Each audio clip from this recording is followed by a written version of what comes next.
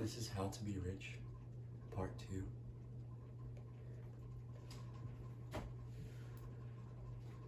And it's revised by me in my notebook right here. And my name's Devin, by the way, if you didn't see it in my name right there, but you know.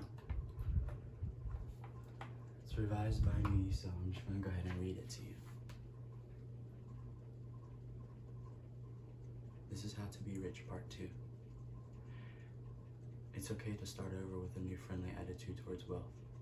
You have a right to be rich, so make friends with money. It is your right to be rich. You are here to live an abundant life and be happy, radiant, and free. You should therefore have all the money you need to live a full and happy life that's prosperous.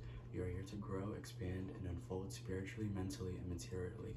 Why be satisfied with just enough to go around when you can enjoy the riches of your subconscious mind?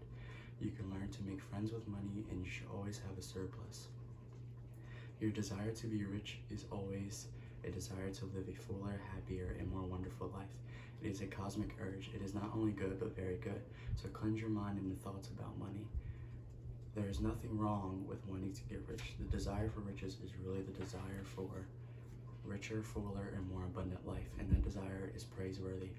You have the inalienable right to fully develop and express yourself along all your lines, and you should surround yourself with beauty and luxury.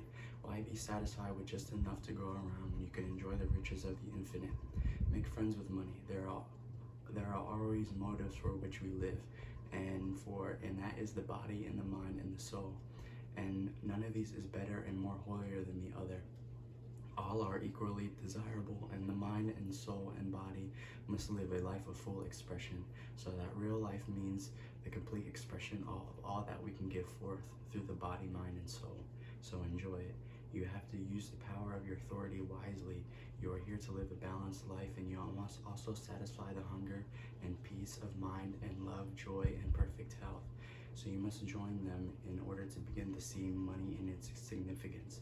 It is a symbol of exchange. It means to you freedom from want, beauty, luxury, abundance, and refinement. Money is the very thing you pray for, so always make it a special point to rejoice in the wealth of other people.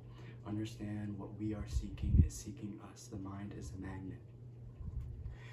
When we know this truth of the law of the divine transference, we just lift our minds above the thought of effort and resistance, high above the planes of recognition, of competition.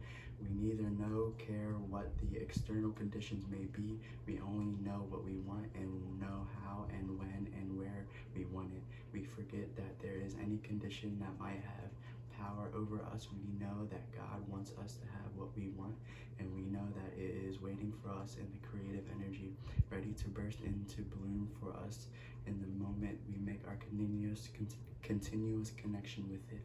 God has provided some better things for us, and through us we can be made perfect. When we get this new thought position and have a business, it will increase along every line.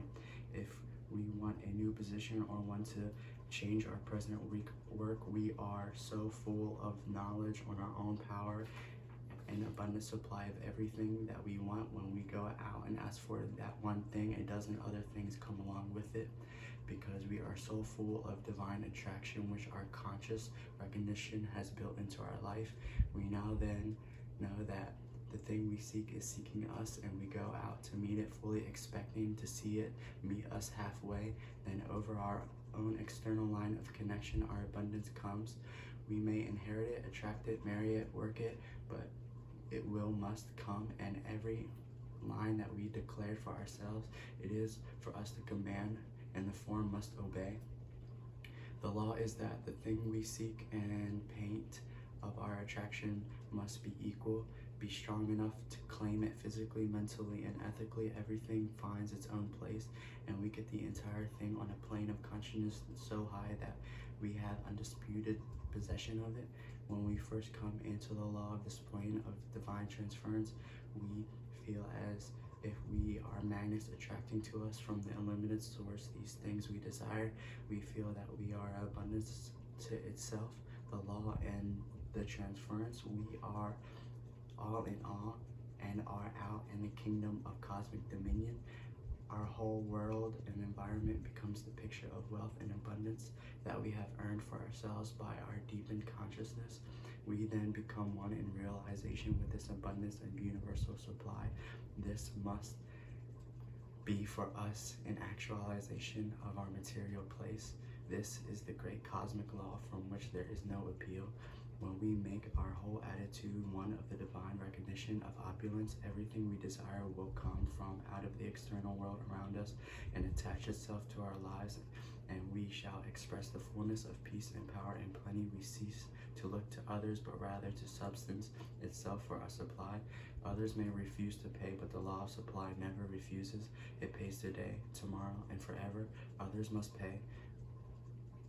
When others must pay. Others must pay. Others must pay. Others must pay. When the law has spoken,